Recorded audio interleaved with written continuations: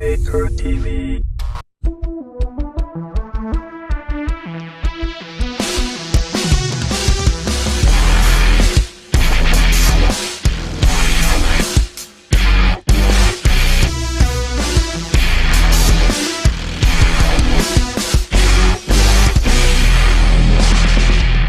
What's up, everybody? Welcome to GuildCast episode 52 for December 5th, 2012. You're watching Gamebreaker TV. I'm Gary Gannon, and coming up on today's show, it's a word nobody wants to hear: layoffs. Don't panic, don't panic, don't panic. We also got some info on an interview with Colin Johansson and ArenaNet's big plans for updates in the next few months. They're crazy, crazy, crazy. All that and more. But first, of course, from Zam.com, Editor-in-Chief, Mr. Scott Hawks. How are you, sir? I'm very well. How are you? Oh, fantastic, chap. Well, I'll get a little audio here. All right, chap. All right. And from Masterly.com, of course, Elizabeth Claire. How are you, Liz? I'm doing well. How's your day been? Awesome, awesome, awesome. Good. Awesome, awesome. I don't know if awesome with the triple power. And Richie P, Gamebreaker writer. What's up? What's happening, brother? Richie P. What's up, Gary? Chat room. Richie P. Richie P. All right, so let's start the show off on a downer. My favorite way to start things. I love talking about things that depress me. At least it's not an obituary, so it could be worse. So those are usually hard to come out of. But so Realignment at NCSoft Seattle offices. PC Gamer started hearing rumors about they reached out to the PR director Lincoln Davis for comment, and they received a quote from NCSoft saying, "NCSoft is realigning internal publishing resources to better suit the needs of our game development studios. As a result of the realignment, several employees and contract positions were affected. This was a very tough decision to make, and wish the best for all NCSoft employees in their next ventures." So that being said, people losing their jobs, but you know what? We see this all the time, so don't freak out. I know the internet's probably gonna start freaking out, like, "Oh my God, the game is destroyed. It's over with." Hang on. I got somebody talking to me over here. Hang on. Sorry. There we go. But every single MMO company almost on the face of the planet goes through this. Right? I mean, it's like it's your needs are completely different pre-launch and build up to post-launch. They're just completely different. And things change, things get shifted around, and we see this all the time. Yeah, we do. And also, we have no idea at the moment whether it's anything to do really with ArenaNet. Actually, we know that it's nothing to do with ArenaNet. Oh, really? There we go. Martin Kirstein posted on their forums that he says, "While we are indeed a wholly owned subsidiary of the Korea-based NCSoft Corporation, we are our own entity. ArenaNet has not been affected by the NC West realignment, and indeed we are hiring." Yep. All right. But so for the original, because the original statement is said like the publishing to better facilitate the production. So yeah. All right. Well, it seemed not to leap to that. Either the show's over then, or you guys can come up with some stuff to talk about, because I don't really have anything else. I was going to talk about this for about 20 minutes, but it's kind of pointless now. Well, what it might show is the difference between NCSoft's publishing of other games so far, Right. and how well Guild Wars 2 is doing in relation to those other games so far. In the big job of getting Guild Wars 2 out there has been done, and other games that NCSoft have produced, shall we say, don't need very much work doing to them. Right. You could also kind of, we're going to talk about this later in terms of like the future content that the schedule that ArenaNet is looking at for Guild Wars 2, and you're right, a lot of these MMOs after they launch, they have a lot of contract employees. A lot of people actually do lose their jobs after a big MMO like this launches. But I think with the content that they're looking to produce, the amount of content, and the schedule that they're looking to do it, I think it's no wonder that they're still hiring, and we haven't heard any of those kind of contract employees being laid off from ArenaNet. So that's all a good sign. It's a sad thing that the NCSoft side of things is taking a realignment hit, but so far no reason to panic on the Guild Wars 2 front. I mean, it's been a terrible past year to 18 months in the games industry for a lot of people. Like, people affected with CCP in Atlanta. You've got what happened with, Kurt Schilling and the Brigade, and everything else on top of that. BioWare. It's just been awful. So there's nothing like fun or lighthearted about it at all, anyway. But and you're right. This happens a lot with MMOs. They release what's needed from release changes, but it seems that, and we're going to talk about this more, that the actual plan that ArenaNet have is a lot of the design work that was needed beforehand is going to be needed after, due to the really quite large live team and the amount of work they're going to have to put in with the amount of content they're updating. So it might be slightly different with ArenaNet in their sort of employment cycle than it is to a lot of MMO studios. I think the NCSoft realignment might actually have more effect on maybe Blade and Soul's presence in the West than any of their other games. I don't really know how they're planning on running that in the West, but since they're not just publishing that, that seems more of the kind of game that would be affected than, say, City of Heroes, which is no longer a thing, and Guild Wars 2. So yeah.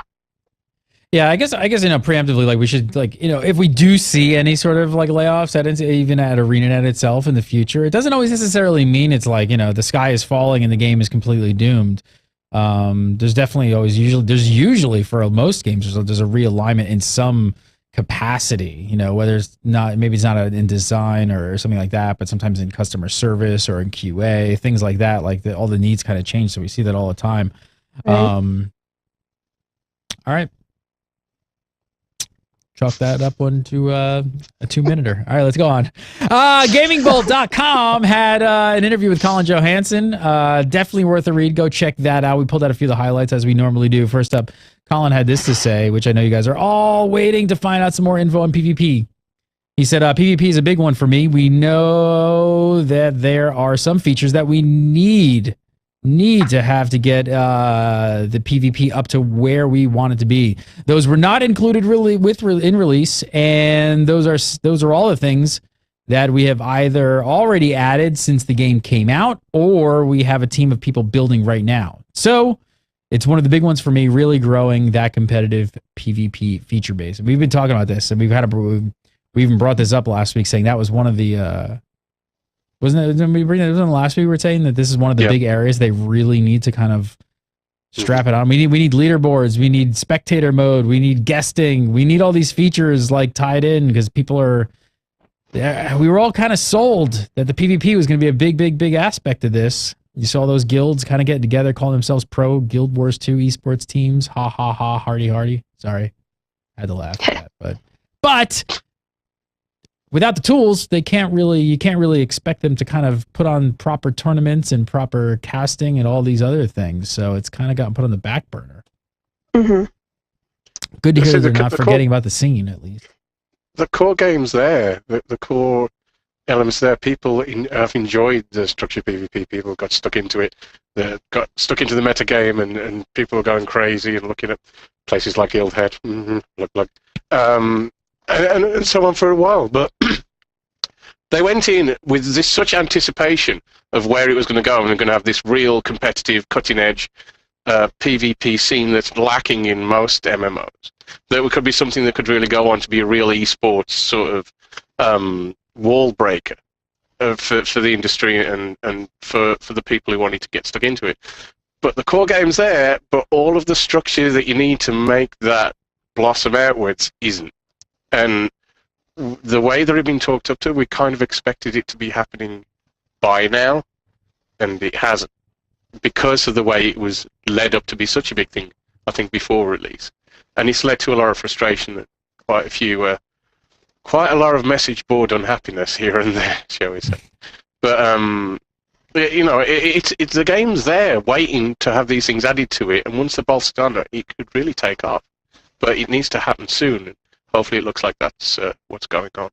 I wonder if, in hindsight, you guys, Liz, do you think that maybe ArenaNet, if they hadn't sort of like marketed and pitched us on all these amazing ideas and like given us all these like grand ideas of all the components that were going to be in, I mean, I don't think if they hadn't pumped all that up, I don't think anybody would really be disappointed right now where the state of the game is, including on the PvP side to that extent. It's because we had all these expectations built up that it's like, absolutely. The fact that they came out and they're like, hey, we really want to be this big esports thing, we're really building for that, and didn't have so many of the things that are critical for it, is kind of why people, allowed their expectations to be raised. They took the company kind of at face value on their word, and then didn't find those things there. And that's kind of why I almost wish that Colin had kind of specified which of the some features it was they were working on, because I feel like ArenaNet and fans might disagree about what are the core essential features.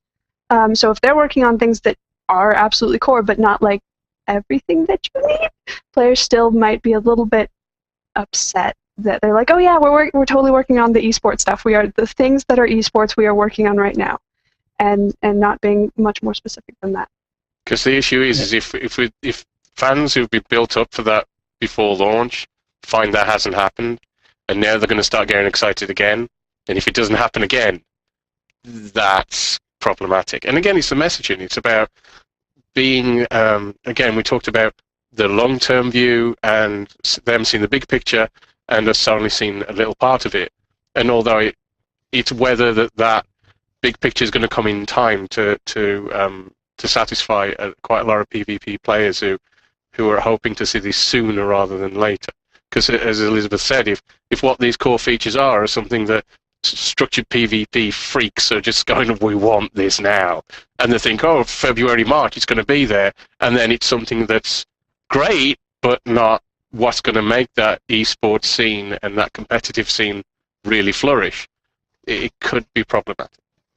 Yeah, and I think expectations, like you alluded to, is a big deal, because I mean, think about Star Wars: The Old Republic. Nobody was really had their eye on PvP in that game, and when it first launched, that whole before level 50 PvP experience, people were going crazy about it. They're like, "Oh, this is awesome!" and stuff like that. Hutball was unique, So there was a lot of good feelings about that, and because expectations were low at that.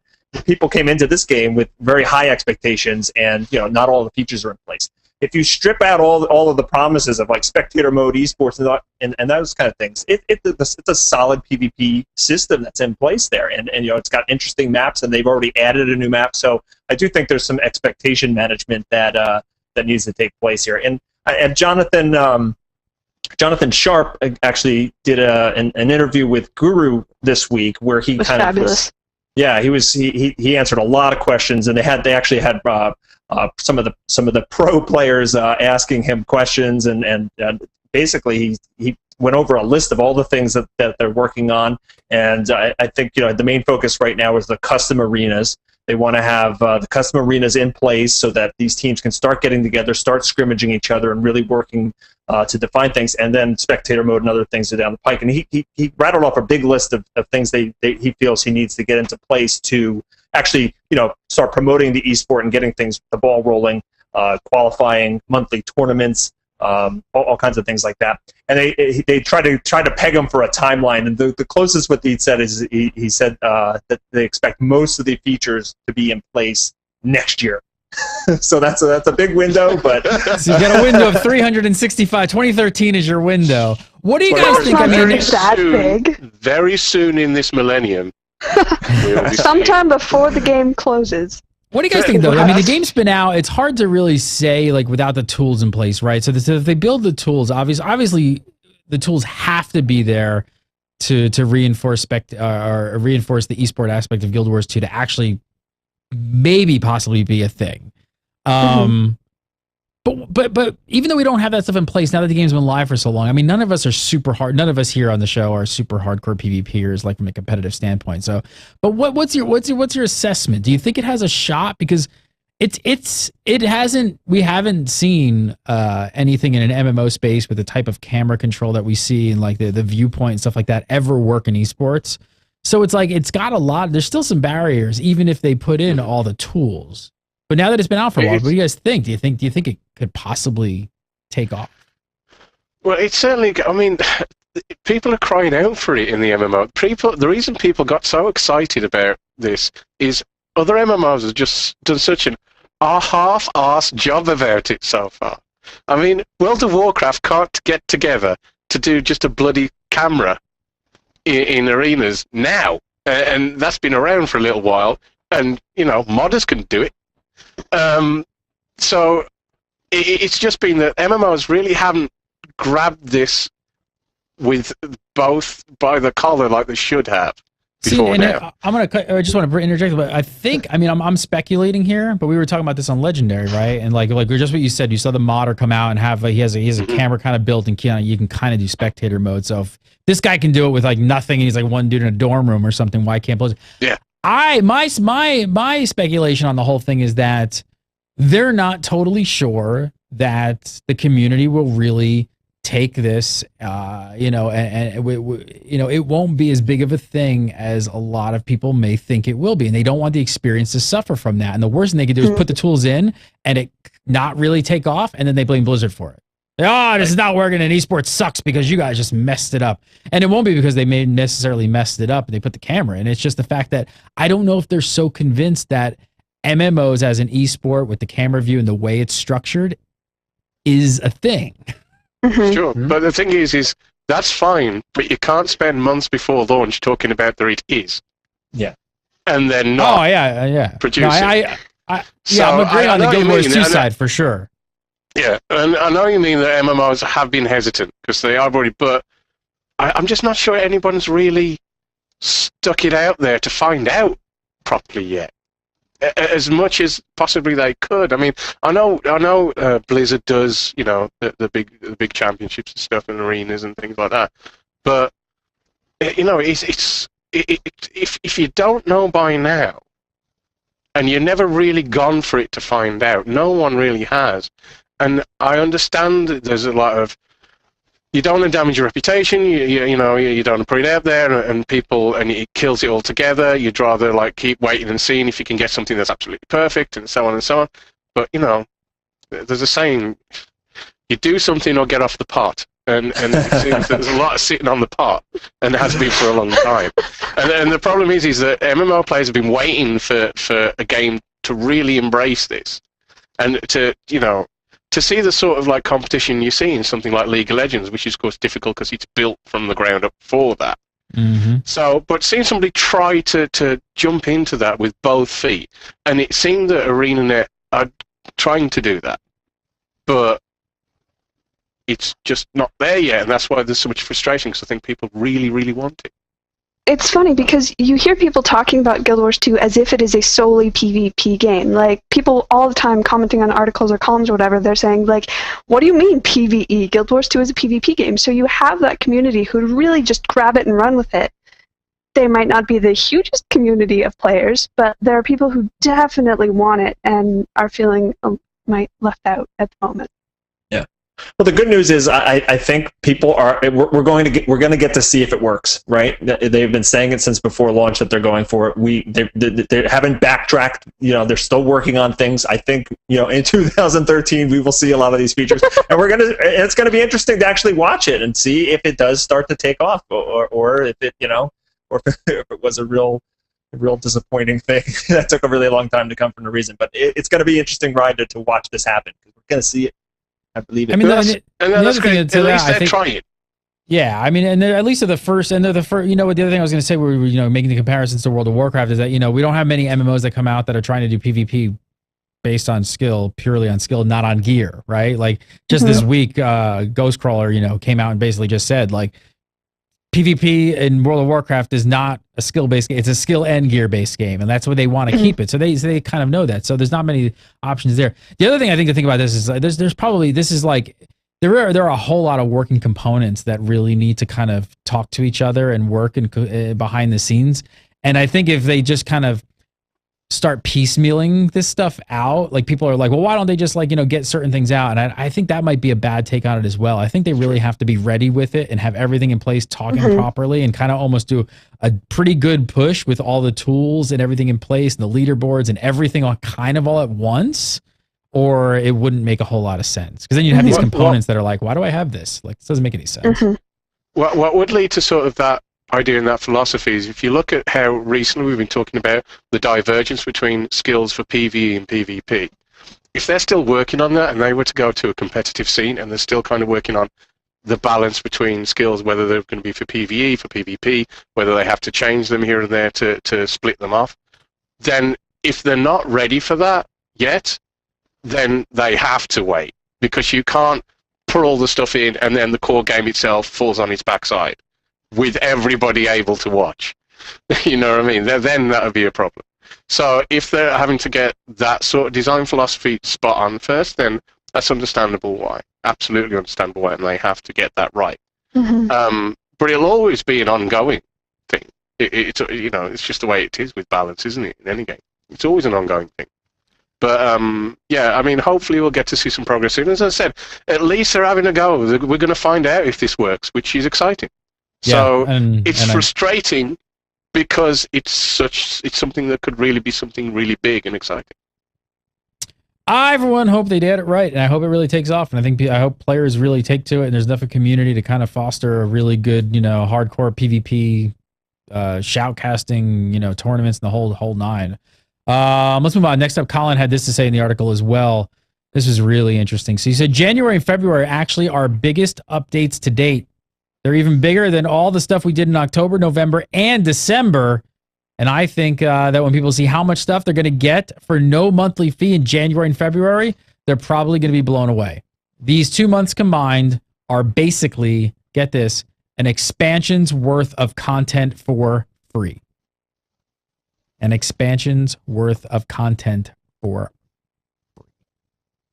Sounds like a lot of stuff. Sounds like a lot of stuff. It's kind of new insane. professions. New race.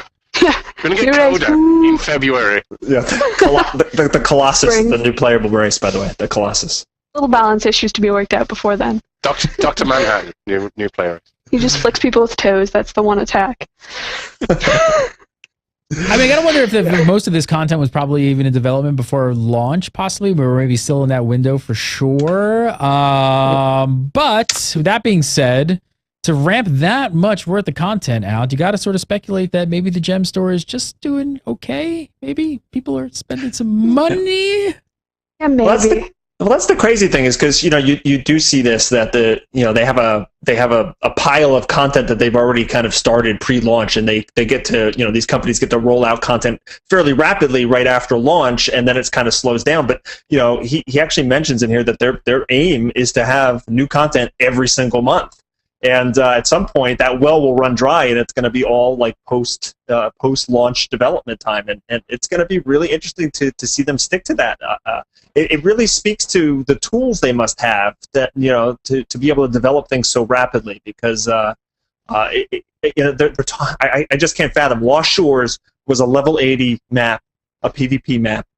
This whole Fractals dungeon system with these 9 mini dungeons and stuff, and that was gigantic. And they're saying that the ones in January and February are bigger than that. It just blows my mind. I can't wait to see what they have in store. Bigger than that, and everything else. Did they put out some other stuff in those other months? I mean, isn't it? It's what else came out in those months? Yeah, so it's also on top of the Halloween content, not only in events, but I'm assuming they're saying that it's bigger than the actual event content was with the new maps and all that. I mean, they could not be including that, but still, it's fairly significant as far as just terms of content being added to the game. So if it actually lives up to that sort of hyping, it's going to be a pretty cool couple of months. And I think this is great for PR. I mean, this was the biggest question we got on this show, I think, pre-release was, hey, I'm kind of leery on spending $50 or $60 on this game with no sub fee. What's the content cadence going to be like post-release? Am I going to actually see stuff? Are these guys going to fly the coop? And it's like, all right, a couple months into it, they're releasing, almost an expansion's worth of content. And we're going to do something. I mean, I think we all expect this monthly thing to slow down drastically. I don't expect them to be pumping out, these major updates every month. They expect something every month, but, maybe it's like an event. Like an event could be a month, right? I mean, would you be okay with that at this point, with the type of stuff that they've been doing? Yeah. Yeah. Absolutely. It doesn't. Especially. I mean, I guess what I'm getting at is, do they run the risk of flooding us with a ton of stuff, and then players get used to that sort of amount of content, and then when they do come back and say, "Hey, this month the content update is like this small little event," and people are just like, "Ah, that's not enough." I would hope that players wouldn't do that. But it's the internet. It is the internet, so there are people who are going to look at January and be like, well, it's not a full expansion. It's only half because the other half's coming out in February. Yeah, so like there are always going to be people being jerks about it. But they have actually talked in the past about using a couple months event to tell us kind of mini story that kind of arches through content over the course of a couple months. So they are going to use events to kind of unfold new stories as we go through in monthly content. So that's something I would definitely expect. And I would really hope that people are like, hey, that's cool because we got, half an expansion last month, we get an event this month, and a couple months down the road we get another quarter or third or half of an expansion. Yeah. I would like to know, I bring this up on the show and I ask you guys every once in a while. I'm curious. I probably do it like every couple of weeks, but gem store stuff. You guys still spend it? Because I'll be completely honest, I'm not really spending money in Guild Wars 2 anymore. Like I'm still playing. But I've got it. Like I'm totally content with just playing right now. Like I don't really have that like, oh my God, I've got to have this, got to have that, got to buy this, got to buy that. Maybe just because I'm like PlanetSide 2ing my face off and that's making me spend money. Because that game has that. That game's for seriously like, I'm just like, here, take my credit card. It's clean. Camo. I want some more camo. I want camo on everything. But for some reason, I don't know. How are you guys still spending money on the regular? Yeah, I'm spending money. Honestly, are you giving them more than like a month's worth of subscription fee? Yes. Oh, really? Yes. Okay. All right. Yeah, no, you know what? It's and there hasn't been like a lot of like I expected like more costumes and different types of like cosmetic items than they have because none of those things besides the one I got on Halloween it really attracted me. But I'm like I want my bags will be full and in a fit of frustration I'll throw gems just to buy another bank slot or I bought bag slots, bank slots, character slots, and there was one other thing that and I'm very tempted because I'm always poor. I'm tempted just to convert, summon to gold, yeah. Summon to gold because the price on that, the conversion is getting better and better to do that. So. What would you say? What would you say like on an average? Like what do you think honestly? Like don't be embarrassed here. You could say like it's $100. No. But how much are you spending a month? Do you think? He's like, I spent about $1,600 last month. No. It's one of those cash. No, I'm not one of the. I don't know if I'm considered a whale, but between 20 and 30, 20 and 30 between a month. 20 and 30 a month. So you're close to making up for two people's subscription. No, how about you, Liz? You spending some cash? Mine's kind of in spikes. So like I spent a lot right at the beginning for bank tabs and bag slots and characters because I have 8 of them. And then I didn't do anything, over the course of September and into most of October, and then Halloween hit and huge spike up and then back down. And so I'm expecting November, having been very quiet, to spend another embarrassing sum on Christmas stuff because I expect that they will have things for me to buy and that I will have absolutely no willpower because I don't. It'll be so bad. I'm also playing a little bit more casually now at this point, which I actually like. It's something I actually love about this game is that with no sub fee, it's the first game that I don't feel like I have to log in and play like I do with some other games, which is great because when I do log in, I have a great time.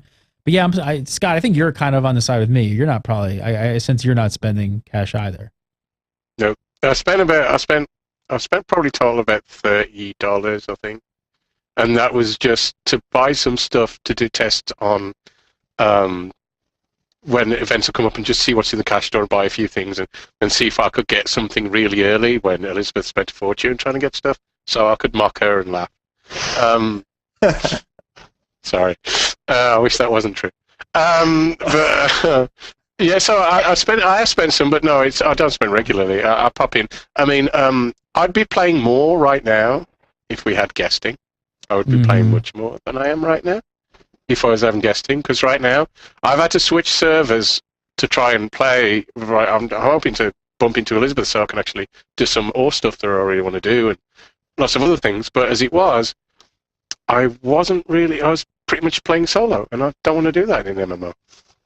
I'm weird like that. I will drop like $100 on the cash shop if they put guesting in by Christmas. Like I don't even care. Like good job, ArenaNet. Take all my monies. What if they made guesting an unlock? What if you had to pay for it? That would be awful. That would be awful because they said it was going to be in the game. Yeah, that would be cool. If they had said it was going to be in the game, if it was something that they like threw in as a bonus, like spend 1 gem and go play for your friend till you log off, like that would be okay, but since they've already said, like, this is going to be at the game, they're already kind of skating by on, we never said it was going to be in at launch. So if they then also said, well, we never said that it wasn't going to be costing stuff. Do you think they should be adding more stuff to the gem shop? Does it feel a little sparse? Do you think that I mean, I always expected them to launch with more stuff, and it never really got flooded with a whole lot of other, items. I expected things to change like weekly. Yeah, I thought that. Like, I hate to keep bringing up PlanetSide 2, but I almost, and I like their shop, it's like they've got weekly specials and gift boxes, like to buy like 3 and 4 things. And like, I kind of expected a little bit more of that stuff. And they're really kind of passive about the gem store. I feel like it's really not in your face. It's like it's there. And I honestly thought what they'd do is they'd basically have a virtual gem store warehouse that looked like the end of Raiders of the Lost Ark, full of stuff. And then every few weeks they would shuffle some stuff in and shuffle some stuff out, and there would be a cycling to keep things fresh, and there'd be a vast array of stuff to keep people going back for more. And it's, in some ways you can say perhaps they're not being quite as money grabbing as they could be. Which is great, which is a good thing for the player experience, because you don't want to be overly annoying. You don't want to in your face, like buy, like flashing like lights. It's going away next week, and it might not be back for a while. It's your last chance to get this before next week something else comes in. This is the best thing ever. You better get this right now. I thought there'd be quite a bit of that, to be honest, because of the payment model. Obviously, they don't need to. Yeah, I think is what I'd say. I think it's, we're talking about this content that they're going to be releasing on a monthly basis, right? I think they're really relying on those huge spikes of, population growth to come in for these one-time events or for these, special things. And then they, conveniently put new things on the gem store during those times. I mean, that's their business plan right now. We're going to get a large influx of people, and we're going to have new items in the gem store. And you could tell, like, you're in overflow servers during these events, like constantly. There's people everywhere. The market, the trading post goes crazy with prices. You could tell that there's a lot more people playing the game, and they're probably making a lot more money at the same time. So this is definitely part of their strategy, and their, and maybe keeping it a little bit sparse or a little bit less exciting when these events aren't away. Or when these events aren't happening, maybe that's part of it too. I'm not, maybe they want people to get excited about the gem store when these events are taking place. You know what else is going to be really interesting? Talking about this, this amount of content that's coming in January, February, is it's going to be really interesting to actually see how they do position and expansion. Like, because now, they're giving us dungeons, they're giving, who knows how much stuff they're going to give us within the course of 2 months, and people are like, I got all this for free, and then they're going to come out, finally, they're going to have a pay for expansion at some point. Right. And it's got to be bundled with more. It's like, I can't imagine how much they're going to have to pack in here, besides obviously new classes maybe or something like that, and level cap increase and that kind of thing, but it's like, how many dungeons do they have to make for this? It's just going to be interesting to see how much they actually have to pack into an actual expansion to charge money. It's gonna be continents. Yeah, that's what it's gonna be. They're gonna basically just get Nightfall seriously as an expansion. Yeah, you put a continent and a racing, done. There you go. That's what they need to do, and people go crazy for it. And if the one after that they put mounts in, that'll sell. Oh, watch them words. Such fighting words. The really kind of low-key cash shop is something that you saw in Guild Wars 1 as well. There were a couple standards that were always on sale, but then most of their business was just done on one-time costumes. So like over Winter's Day, they had a set of costumes that were available for 2 weeks or whatever, and you could buy both of them for a discounted price. And that's where they got a lot of money from people like me. So I imagine that that's kind of what their model is going to be moving forward, although I resisted and did not buy a single costume over Halloween, but I don't know that I'd be able to resist again. It's like I'm definitely not like poo-pooing the fact that it's kind of a passive system, because it doesn't. But I almost, like, it's kind of weird to say, but I almost feel like they could be a little more aggressive with it. Like, I almost forget it's there. Like they could give me a little pop-up or something, like when I log in, to kind of like let me know of a special or something, and I wouldn't mind that. Mm-hmm. Yeah, they've had a couple little sales here and there where they, but you're right. It's not in your face. It's not flashing. So I think it's smart. It's not turning people off. That's for sure. They're not turning people off at the gem store. So Which I gotta say, I guess when you're launching a game like this, you want to play on the conservative side and be like, you know what? Let's make sure we just absolutely don't piss people off. We can always ramp up, but if we had that $90 monocle, whoo, that's gonna piss some people off, and then we can never take that back again, and that will hit take that back. Every gaming website under the sun will talk about this, and we can never take it back. And they'll keep bringing it up. And do you remember like a year later? Damn, because you really were stupid. I think they were all high. They're all just smoking hash and just, looking at space, listening to Brian Eno, and they were just like, this is a good idea. We'll charge like $90 for a monocle. It'll be fantastic. Great. You're putting that Philip Glass CD. Yeah, exactly. It's just. I've got to say, do you remember all of the horror stories and fear mongering before launch about the cash shop and how terrified people were? And it's going to be the end of civilization as we know it. Screw the world coming to an end in December. It's going to be something on the cash shop that is going to mean that somebody's going to have the sword of slaughtering that will kill everybody, and that'll be the end of it. It's pay to win. That's what it is. And it's this thing that kind of sits over there, and if you like it, you can, and if not, you really don't have to pay any attention to it whatsoever. I mean, I have to say, I look in my completely empty mini pets bit and go, that looks quite sad. That is sad. It's very sad. For that. It's a bit rubbish, because they're really quite cool, but I've managed to resist the temptation until next week. Until next week.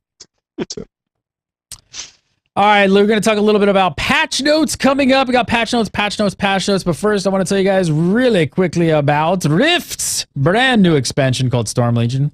It's pretty much brand new. Came out last month in the Novembers. If you guys have not checked it out, go over to stormlegion.com. You guys got to read up on it. Check it out. Rift's got a brand new, talking about continents, talking about space and stuff. Not space like outer space, but, continent stuff to explore.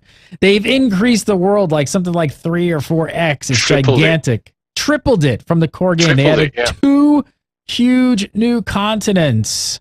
They're insanely epic, and there's so much stuff to do in there. It's crazy. Brand new island, the city of Tempest Bay, which is the new main city. Of course, the 10 level increase cap and the 4 new souls, all that good stuff. Dimensions, you always hear me spout off about dimensions, the player housing. Actually, I should tell you guys this. We're gonna so I came up with this idea, and I kind of blurted it out as a goof, and now it's become a thing. So that's often the way, isn't it?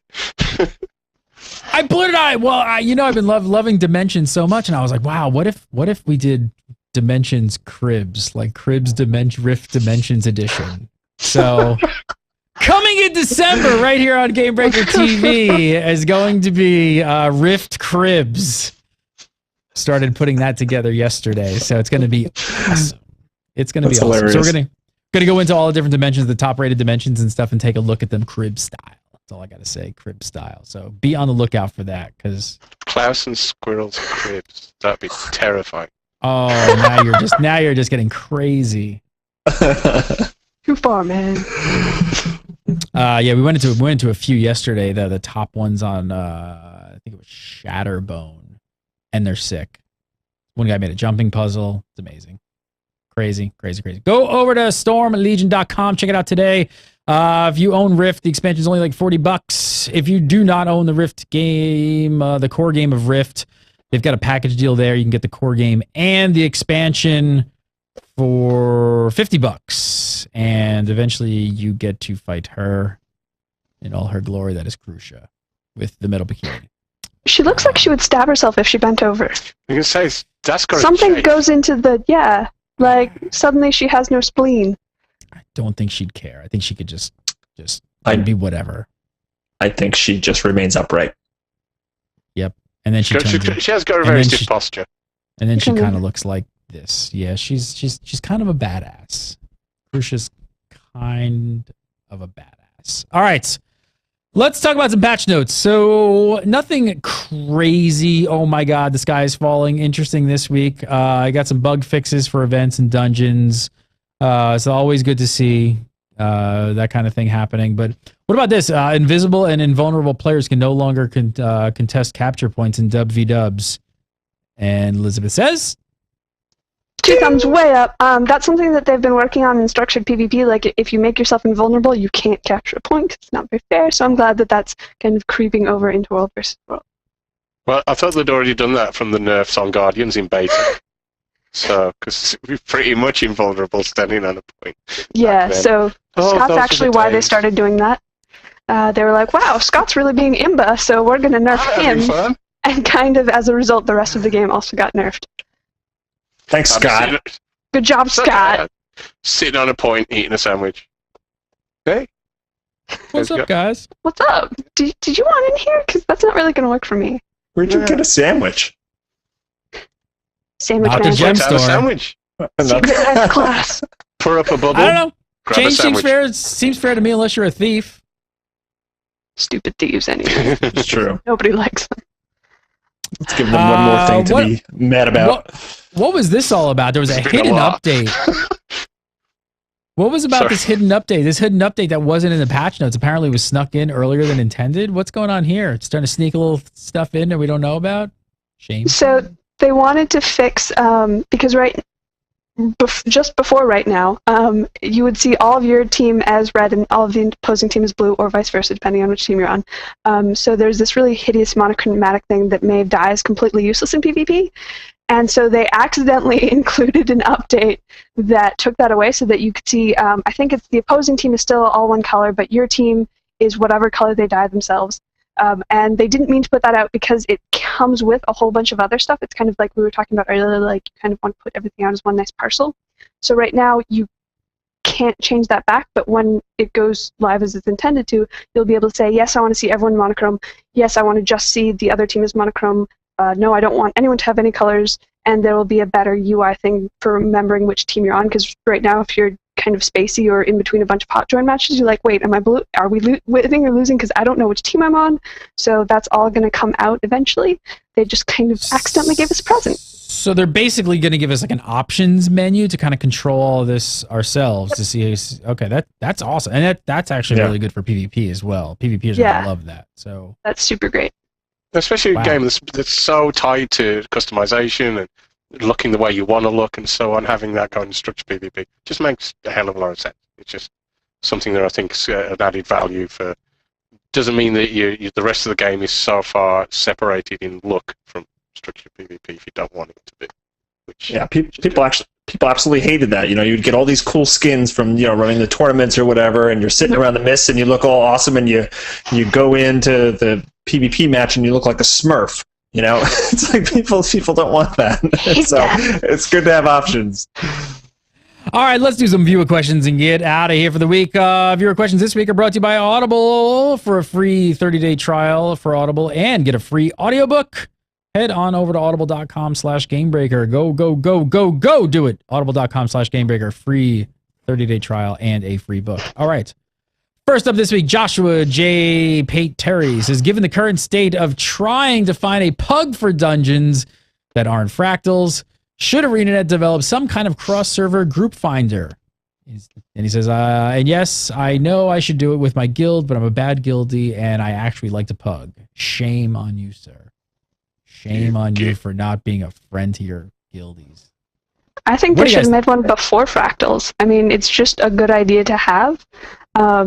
So yeah, all in favor of that have been pretty much since day one, because they don't have anything along the lines of a good LFG right now.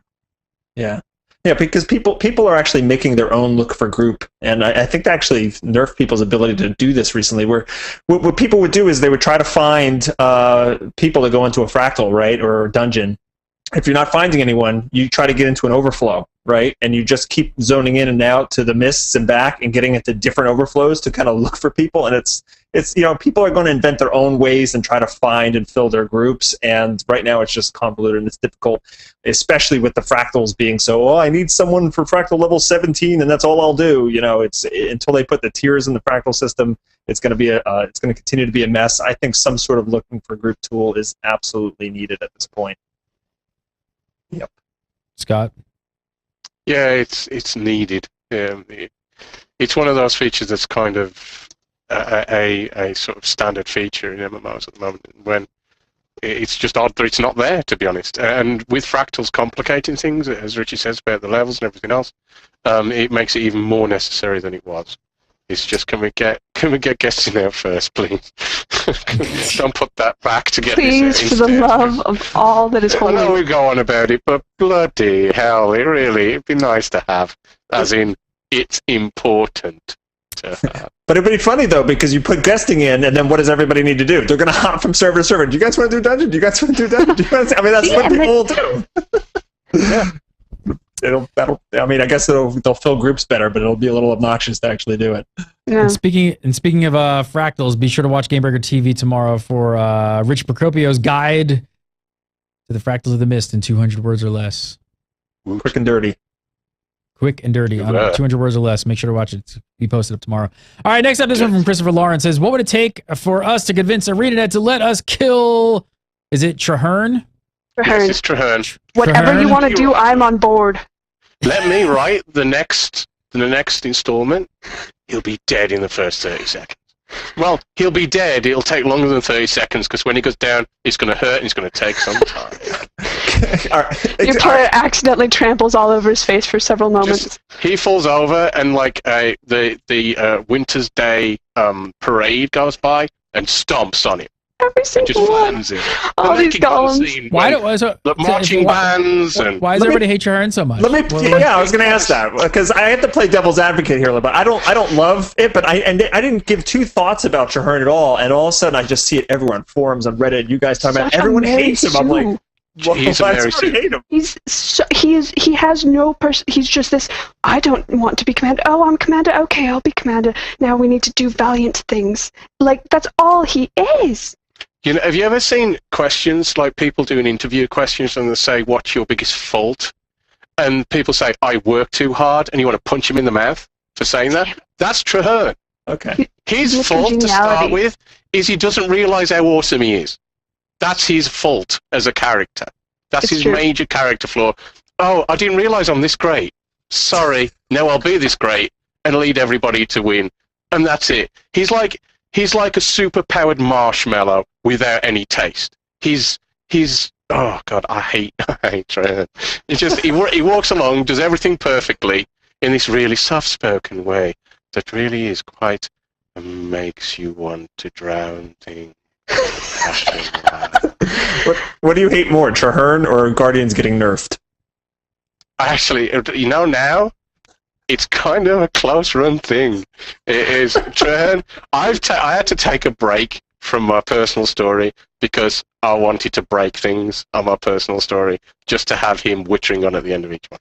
I'm sorry, but he's in a game that there's such fun story in there. He's so boring. He's just so... Sorry, I'll calm down. The one thing that I can say for Traherne is that he's not Logan. That's true. No, I'm sorry. I'm gonna take umbrage with that because Logan might be a bit of a dipstick, but at least it's interesting in a way, you know. Yeah. People hate him. Yeah, Logan's fun to hate on. Traherne's just kind of annoying. People detest Logan because he did something. There's the difference.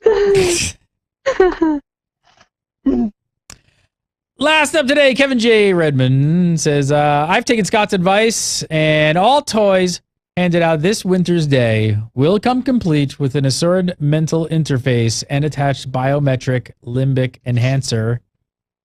Now that subservience is all but guaranteed, how should we prepare for the impending Golem uprising? I'm glad to see that someone's listening at that, and it's good. And especially this time of year. This time of year when we should be thinking about how we should welcome our new overlords.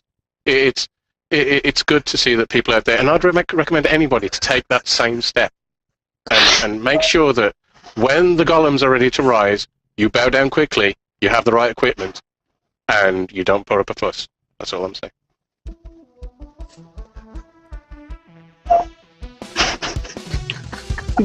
I love when Elizabeth starts laughing and cracking up, just can't hold it. I just have to put the camera on you because I'm watching the cameras and Scott's just going and she's just like trying to hold it together, like with all her might and will. She tries all the back, and then all of a sudden we get this really loud like breath on through the microphone. We do spend most of our time each week just trying to get Elizabeth to crack up. We really do. Whenever Gary's reading, we're just looking at her, waiting for something to go off. It's quite fun. Elizabeth Clare, follow her on the Twitter at Elizabeth Clare, and of course go to massive.com and read all her great stuff over at the massively, that is at Elizabeth Clare with an X.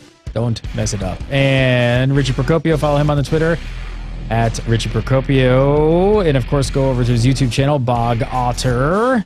Be on the lookout tomorrow for, well, if you're watching something the download or the replay or whatever you kids call it, the VOD.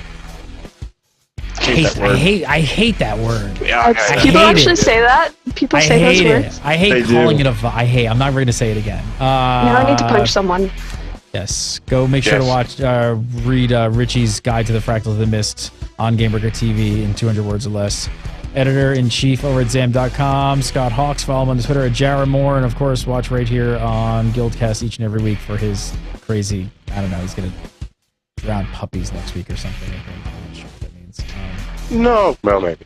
Hey, we do the show live on Wednesdays at 6 PST. Brand new show on Gamebreaker TV. Everybody's loving Klaus and Squirrel. Make sure to go watch the Klaus and Squirrel if you haven't. Don't miss that. And also, we've got the Gamebreaker 2012 Video Game Awards coming up in December. And you guys got to vote. So go on over to gamebreaker.tv/giveaway.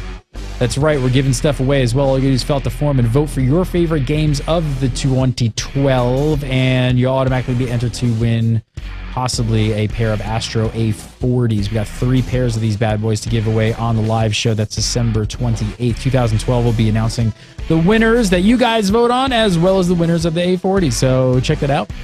And that's it. Have a great week. Some more Guild Wars 2 action. See you next Wednesday. More GuildCast. Peace.